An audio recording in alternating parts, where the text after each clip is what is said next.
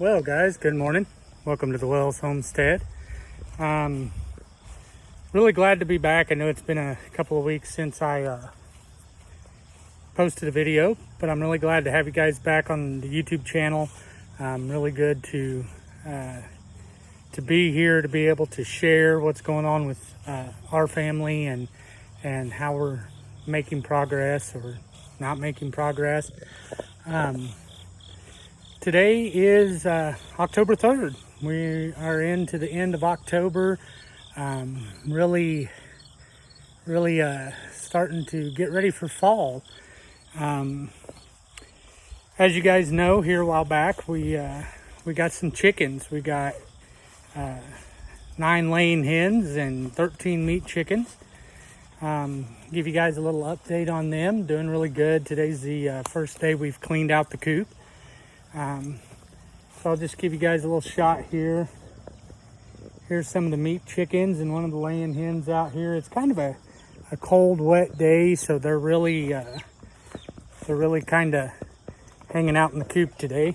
I wish it was a little warmer. They might come out and say hello a little better, but we will. Looky there. There they are. You can see them in there starting to get their feathers real well, starting to really go through the feed. We excuse me, used medicated chick starter for the first about 3 weeks, maybe a month or so, something like that. And then what we did was we went ahead and switched over to some of our local feed mills, regular chicken feed, some crumble till they get a little bigger, and then we'll go into pellets. But as I mentioned, today was the first official coop clean out. Had to get some of that straw and stuff out of there, and got in there with the broom and kind of swept out the chicken droppings and things like that. Got it freshened up, put some more straw in there. We're also, got plenty of straw left. But we was kind of working on what we was going to do with the old straw and stuff. And we've been watching some permaculture stuff on YouTube. Got a few YouTube channels ideas. So as you'll notice, the greenhouse is still without a top. But, we got to work on it, and I'm really not worried. I've had a lot of people say, well, it's October. It's a little late to be putting things into the ground, stuff like that. And, well, honestly, I'm not putting anything in the ground. It stays pretty warm here through October. So what we'll do is we'll continue working on getting some good black dirt to put into our raised beds here. As you can see, we've got, again, the 24-inch raised bed on this side and the 36-inch raised bed on this side. But what we did, working in the spirit of permaculture, or the mounding, with a lot of carbon-rich substances and stuff like that, is we actually, pan you guys down here, you'll notice a lot of weird crap down in there. I've got some really old wood down in this, as you can see here. I'll bring you guys down here. As you can see, stuff that was already dry and starting to rot, things like that, which is really the premise or the process that permaculture works on. I'm going to say that right yet, just wait and see. But we put some carbon, some wood pieces down in here that were already starting to rot and deteriorate or really dried out, that will continue to feed the garden for a long time to come. And then I took some of the chicken droppings and straw and put in there to give some fertilizer to this mix. And then what I did was I actually grill a lot, and people say, well, you know, you use processed charcoal, and I do. But the reality of it is I burn through that charcoal, and all I have is charcoal ash left. But a lot of times when I grill, I actually I'll use very little charcoal, and then I'll really supplement the fire with dried wood, because I want that good smoke flavor when I cook. So really, a lot of what I do on my grill is a lot more wood ash than it is processed charcoal ash. But then I brought some of that ash in here, and I sprinkled it in throughout this mixture real good to kind of mix up and give more carbon and nitrogen back to this, what I'm going to call start-off mixture. And then we brought some of the straw and the chicken droppings in here and mixed it all in. And some of you are probably going to wonder while you're watching this, well, why would I do all that if I don't have my dirt ready to go? So next few days, it's supposed to rain a little bit throughout this process, or throughout the next week. And the big thing about this process was, if you'll notice on the bottom, I've got cardboard that will also break down and feed back into the soil and feed some nutrients and nitrogen and stuff back into what I'm going to be planting my plants in. Then I've got the mixture on top of the charcoal, and then what I'll do when I get it here is I'll put the dirt right over the top of all of it. Probably mix in a little more compost, stuff like that, which we are now, as of this morning. Take you guys over here. I'm sorry, I'm actually working on getting a camera and a tripod so I can do this on my camera rather than my phone. But as you'll notice here, little chicken wire, a couple T-posts, a couple little wooden posts, and we're now making our own compost. So probably mix a little more of that mixture in, give it time to get good and wet and really get activated and start heating and really mixing that stuff in. I have been feeding the chickens some vegetable scraps, stuff like that. They're really not hitting it real hard. They're really big on the crumbles, of course. Got a couple zucchini and a yellow squash in there now to try and get them where they're really working on some of that food source other than the processed feed. I'm going to kind of pan over here a little bit.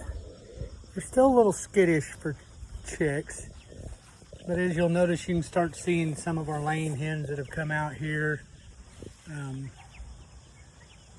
See them back there in the corner.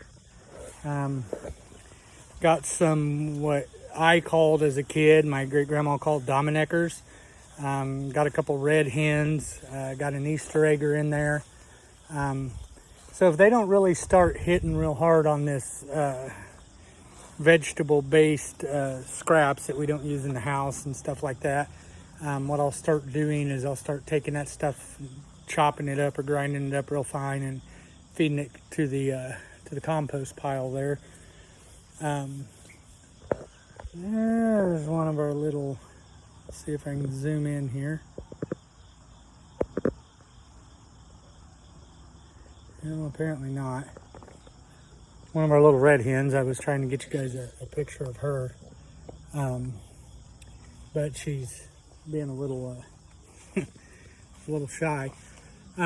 We did lose a couple chickens the other day. We're down from 22 to 20. Did anything get in the chicken coop? No. Nothing got in the chicken coop. Nothing got in with the chickens and did any harm or anything like that. But when I built the nesting box, as you can see here, and we live and learn, right? I've got it screwed down now. But as you can see here, we had a little gap right there. And we've got a big black cat that runs around over here around the neighborhood, and I'm really thinking that maybe it did not get in, but it got its arm in there trying to get to the noise of the chickens. Knocked over a piece of plywood that I've got in between the nesting box and the coop. There really wasn't any harm to any of the, there was one dead chicken in the coop, and I think really it died of a heart attack. There was no broken skin or anything like that, no missing feathers.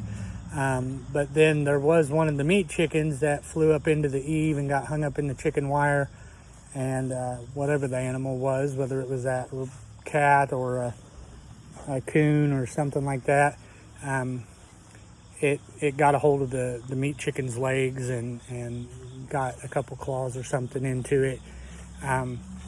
But very blessed. The Lord's taken very good care of us. We're going on a month and probably a week or so that we've had these chickens, and it's the first ones we've lost. Temperatures got down into the 40s as well, so we still got the heat lamp in there for a little bit.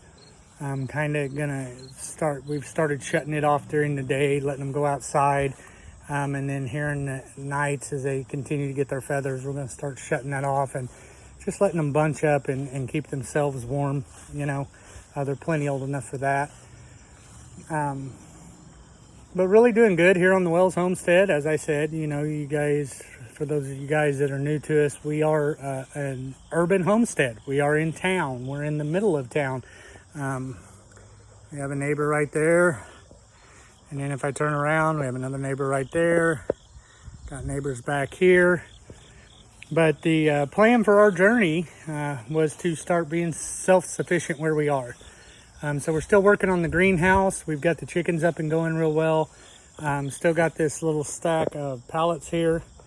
Sometime today or this week, gonna start working on the rabbit hutch, getting them all ready to come over so we can start raising meat rabbits and butchering them and putting them in our freezer. I'm gonna start growing vegetables. And then next spring, if you can see along this fence here, we have chain link and wood, and we've got some morning glories in there, which will attract the bees real well. Some honeysuckle and stuff. So we're going to put some raised bed gardens in through this area, and do an outside garden next year as well as the greenhouse. We're really doing good. Next spring is when we actually kick off and start working on the edible garden out front, as well as trying to maybe get a beehive to put out front to have our own bees to make sure our vegetables get pollinated real well and everything like that.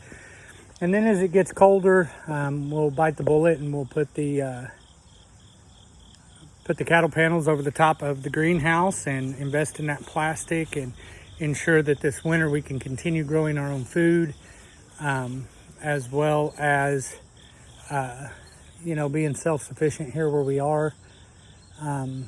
And then also later this fall, because it is getting to be hunting season. It's actually archery season in Missouri right now. So we will be hunting for some venison, some wild turkey, some stuff like that. Probably go out and see if we can shoot some squirrels, put them in the freezer.